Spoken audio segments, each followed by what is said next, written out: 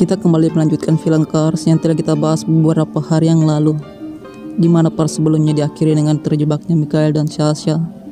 Oke, langsung saja kita simak kelanjutannya, di mana Mikhail dengan sekuat tenaga membuka pintu itu hingga akhirnya terbuka. Karena solidaritas Mikhail yang tinggi membuatnya tidak mampu meninggalkan Sasha yang tidak berdaya lagi karena ia telah mencapai batasnya. Dengan nafas yang tersisa, Mikhail menarik Sasha ke ruangan 9, padahal bisa saja ia meninggalkannya karena kondisinya juga yang telah sekarat. Akhirnya mereka pun sampai di ruangan 9 dengan kondisi Sasha dan Mikhail yang lemah, tapi beruntungnya mereka berdua masih selamat. Para kru mencoba menutup ruangan itu melawan derasnya air yang mencoba masuk. Generator kembali dipasang sehingga mereka bisa kembali menghirup oksigen. Mikhail mengingatkan Leo untuk tetap berhati-hati saat menghidupkan generator, karena alat itu mudah meledak jika terkena air. Sementara Rusia memulai penyelamatan dengan menurunkan kapsul dari kapal induknya. Mereka kembali mendengar kode SOS dari awak kapal Cars menandakan bahwa mereka masih hidup. Kapsul itu berhasil mengenai badan kapal selam. Para kru kapal Cars yang mengetahui hal itu terlihat bahagia bahwa mereka akan segera diselamatkan. Raut wajah bahagia yang semenjak kapal itu karam di dasar laut tidak terlihat kini muncul kembali. Akan tetapi karena kapsul itu kehabisan baterai, sehingga tim penyelamat menariknya kembali untuk mengisi ulang daya. Para kru yang mengetahui hal itu bahwa kapsul ditarik kembali terlihat marah dan mengetuk-ngetuk badan kapal. Mikhail mencoba menenangkan para kru dengan meyakinkan kepada mereka bahwa tim penyelamat akan segera kembali dan menyelamatkan mereka. Salah seorang kru memaksa untuk menyusul kapsul penyelamat itu, namun Mikhail mengingatkan bahwa kehilangan tekanan udara bisa membuatnya mati. Sehingga mereka harus kembali menunggu datangnya tim penyelamat dengan dibayangin waktu yang semakin menipis. Setelah naik ke daratan, mereka kembali mengecek kapal yang berumur tua itu, dan mereka harus mengisi daya kapalnya yang membutuhkan waktu sekitar 12 jam. Hingga sekarang belum juga diselamatkan dan terlihat raut putus asa di wajah para kru itu.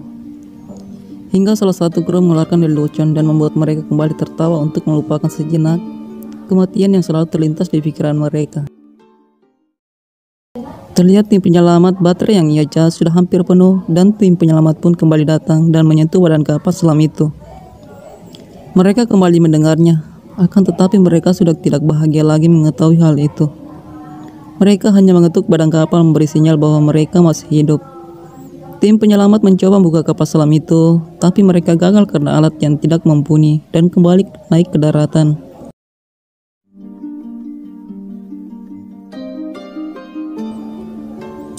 Jenderal Grudzinski marah kemudian pergi lalu menelpon sahabatnya, Komandan David Russell Angkatan Laut Inggris.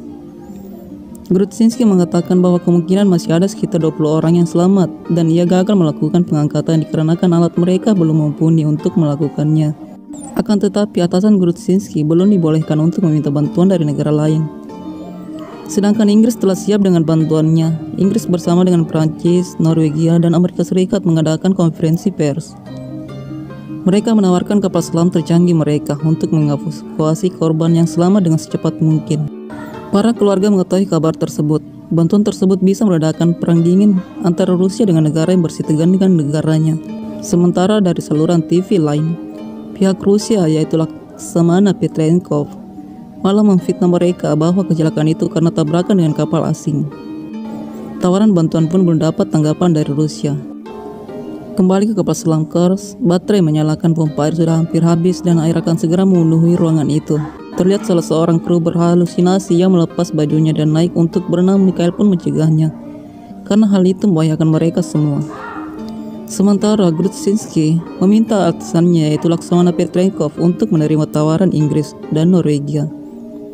Mereka akan berusaha meyakinkan bahwa mereka akan membatasi bantuan, sehingga Inggris tak akan mengetahui rahasia mereka. Akan tetapi Laksamana Petrenkov tetap pada pendiriannya bahwa tak akan ada campur tangan dari pihak asing terkait hal ini.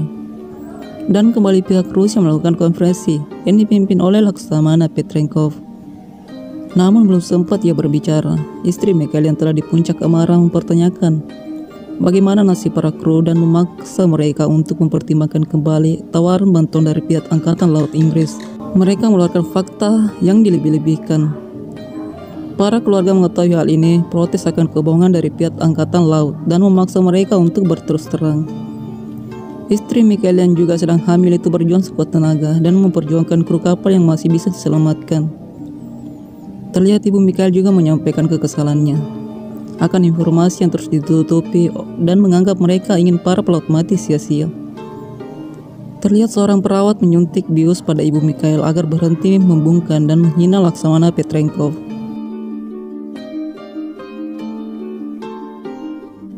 Grudzinski yang melihat hal itu segera menghubungi sahabatnya, Laksamana David Russell, untuk menerima bantuannya. Inggris pun dengan sigap mengirim kapal selam terbaik mereka. Komandan David Russell sendiri yang memimpin operasi penyelamatan itu, dan ia memberi pengarahan kepada penyelam. David Russell dengan kapal induknya meminta izin untuk mendekati lokasi kecelakaan dan mengambil alih perintah selama operasi penyelamatan. Namun ia diminta untuk berhenti kemudian mematikan mesin kapalnya. Berpindah ke kapal selam, Kars terlihat para awak menggigil karena air yang terus naik akibat pompa tidak berfungsi lagi. Dan terlihat Michael yang memandangi foto istri dan anaknya, kemudian bangkit untuk mencari pena. Oleg pun memberinya, akan tetapi ia tidak tahu apa yang akan ia tuliskan. Michael ingin meninggalkan sesuatu di mana nantinya keluarganya selalu ingat padanya, walaupun hanya dengan sedikit kenangan. Oleg segera mengatakan bahwa anak, istri, dan bayi yang akan lahir itu mengetahui bahwa Michael begitu mencintai mereka. Akhirnya negara yang sedang perang dingin itu pun bertemu. Laksamana Petrenkov menemui tim penyelamat dari Inggris dan Norwegia. Inggris meminta kepada mereka bahwa akan mengambil foto-foto kecelakaan untuk investigasi. Akan tetapi pihak Rusia yang terlalu berpikir negatif di saat waktu yang semakin menipis buat para awak kru kapal selam yang karam. Rusia masih mempertahankan gengsi atas bantuan mereka dan dengan percaya dirinya mengatakan bahwa pihak armadanya masih mampu menyelamatkan mereka, sehingga bantuan Inggris belum dibutuhkan, ucap Petrenkov. Inggris yang tulus membantu karena memiliki alat yang canggih memungkinkan ia dapat mengevakuasi korban dengan cepat. Dengan kerendahan hati, Inggris meminta kepada pihak Rusia untuk menerima bantuan mereka. Akan tetapi lagi-lagi Laksamana Petrenkov dengan sombongnya mengatakan bahwa ia belum membutuhkan bantuannya. David Russell mengetahui bahwa pihak Rusia takut rahasia mereka terbongkar dan mendapat penghinaan publik. Mereka dengan berat hati harus menunggu keputusan, sementara para kru bertaruh nyawa di dasar laut. Kapal penyelamat satu-satunya Rusia itu pun kembali turun, namun kapsul penyelamat itu kembali rusak dan bahkan dengan kerusakan yang jauh lebih parah. Dengan sekuat mereka berusaha, akan tetapi tidak dapat melakukan penyelamatan dengan alat tua yang telah usang itu. Para awak yang sudah semakin putus asa namun tetap berusaha mengetuk-ngetuk badan kapal dengan tenaga seadanya. Mereka masih hidup, akan tetapi dengan keadaan yang begitu lemah dan dinginnya air laut, juga oksigen semakin menipis. Karena sudah putus asa, akhirnya Rusia menyetujui bantuan Inggris di detik-detik terakhir bagi para kru, yang sebenarnya begitu terlambat. Di dalam kapal selam, Oleg menyemangati teman-temannya yang lagi dengan berpura-pura berada di kondisi normal. Mereka pun makan bersama dengan makanan yang tersisa. Mungkin saja makanan itu adalah makanan terakhir milik mereka. Tiba-tiba Liam memegang alat pematik oksigen. Karena teledor, ia pun menjatuhkannya ke air dan menyebabkan ledakan besar, membuat mereka harus berlindung ke dalam air. Michael berhalusinasi bertemu dengan anaknya sekilas sebelum ia naik kembali ke permukaan, diakibatkan ledakan.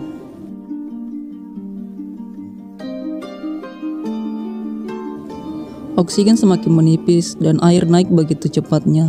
Mereka hanya memiliki waktu beberapa menit saja bertahan di dalam sana.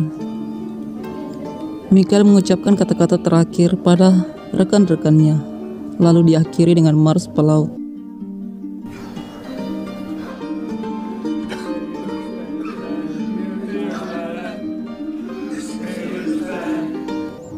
Mereka sudah siap menanggung resiko ketika pertama kali memilih untuk menjadi pelaut. Alat penyelamat tim Inggris segera diturunkan, dan saat tiba di dasar laut, tepat karamnya kapal Kars, dan mencoba membuka tempat di mana biasanya kru mengetuk-ngetuk badan kapal sebagai sinyal mereka masih hidup. Tim penyelam pun dikejutkan dengan fakta mengerikan. Masih adakah kru yang selamat sementara semua ruangan yang ia lihat sudah kemasukan air? Ya, 23 pelaut itu tewas saat mati-matian menunggu datangnya bantuan sementara mereka kehabisan oksigen. Karena harga diri semua negara lebih diprioritaskan dibandingkan nyawa mereka. Grudzinski dikabarkan bahwa tak ada satupun kru selamat. Kita beralih di sebuah gereja di mana Misja memandang foto ayahnya yang telah gugur menjadi pahlawan bagi negaranya. Istri Mikhail memberikan pidatonya. Semua keluarga pelaut hadir termasuk angkatan para petinggi angkatan laut.